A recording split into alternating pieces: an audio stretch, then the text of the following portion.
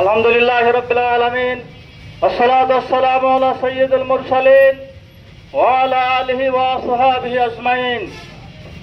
বাংলাদেশ জামাত ইসলামী শিবগঞ্জ পৌরসভা শাখার উদ্যোগে আগামী 19 জুলাই জাতীয় মহাসমাবেশ সফল করার লক্ষ্যে প্রচারণা পর্ব উপলক্ষে আজকের এই মিছিলোত্তর সমাবেশের সংগ্রামী শিবগঞ্জ পৌরসভার সংগ্রামী জনতা, আসসালামু আলাইকুম ওয়া রাহমাতুল্লাহ।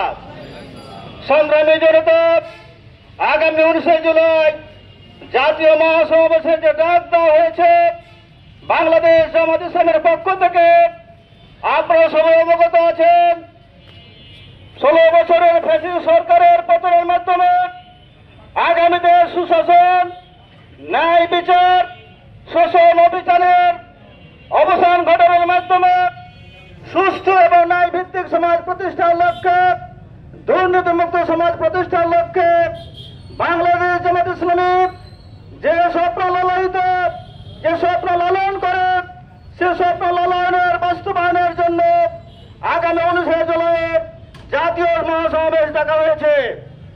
সংগ্রামী জনতা, এদেশের মানুষ, সহজ সরল ধর্মপ্রাণ মানুষ, বারবার এদেশের মানুষের ভোটাধিকার নিয়ে ছিনিমিনি খেলা হয়, মানুষের ভোটাধিকারের মূল্যায়ন করা হয় না। ফলে এদেশবাসী বারবার প্রতারিত হয়, বারবার সরকার পতন হয়, সরকার পালাবদল হয়, কিন্তু মানুষের যে অধিকার সে অধিকার প্রতিষ্ঠিত হয় না।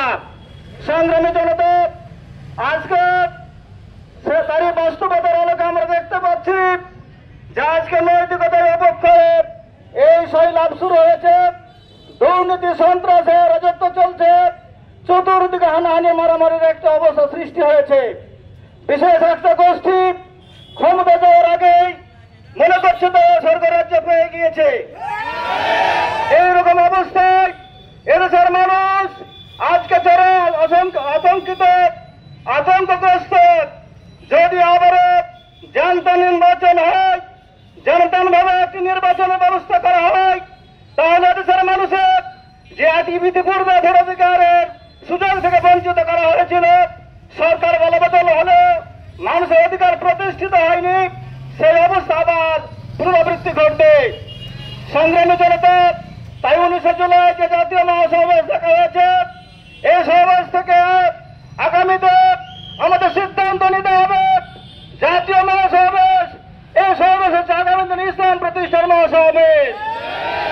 19 জুলাই সমাবেশ হবে আগামীতে ন্যায় বিচার প্রতিষ্ঠার সমাবেশ।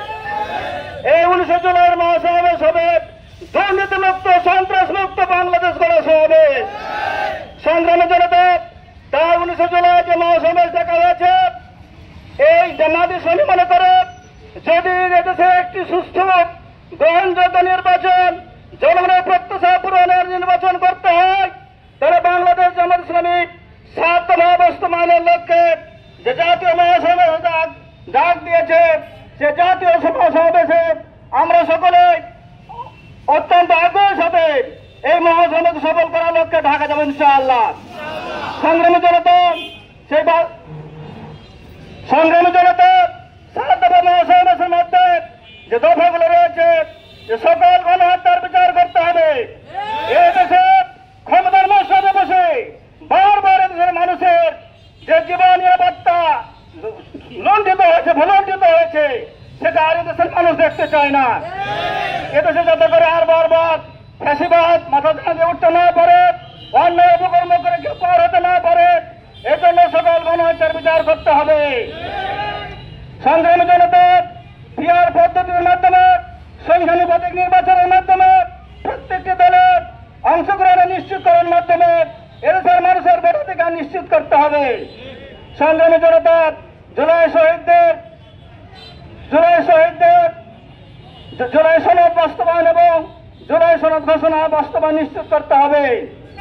আগামীতে নির্বাচন সংগ্রামের মধ্য দিয়ে, যে জুলাই বিপ্লবের মধ্য দিয়ে যে যারা আহত হয়েছিল, শহীদ হয়েছিল, তাদেরকে পুনর্বাসন করতে হবে, প্রবাসীদের ভোটাধিকার নিশ্চিত করতে হবে এবং লেভেল প্লেইং ফিল্ড নিশ্চিত করার মাধ্যমে আগামী দিনে জনপ্রত্যাশা পূরণের লক্ষ্যে বাংলাদেশ জামায়াত ইসলামী যে নির্বাচনের একটি ব্যবস্থা করতে বলেছে এবং প্রয়োজনীয় মৌলিক সংস্কারের ব্যবস্থার মাধ্যমে আগামীতে একটি গ্রহণযোগ্য সুষ্ঠু এবং জনগণের প্রত্যাশা পূরণ যে নির্বাচন করার যে প্রত্যয় ব্যক্ত করেছে, এই প্রত্যাশা পূরণের জন্য আমরা সবাই মিলে আগামীতে এই ধরনের একটি সুষ্ঠু ন্যায়ভিত্তিক কল্যাণধর্মী মানবিক রাষ্ট্র প্রতিষ্ঠার লক্ষ্যে আমরা সকলে একত্র হয়ে ঐক্যবদ্ধ হয়ে জামাত ইসলামীর ব্যানারে ঐক্যবদ্ধ কাজ করবে ইনশাআল্লাহ।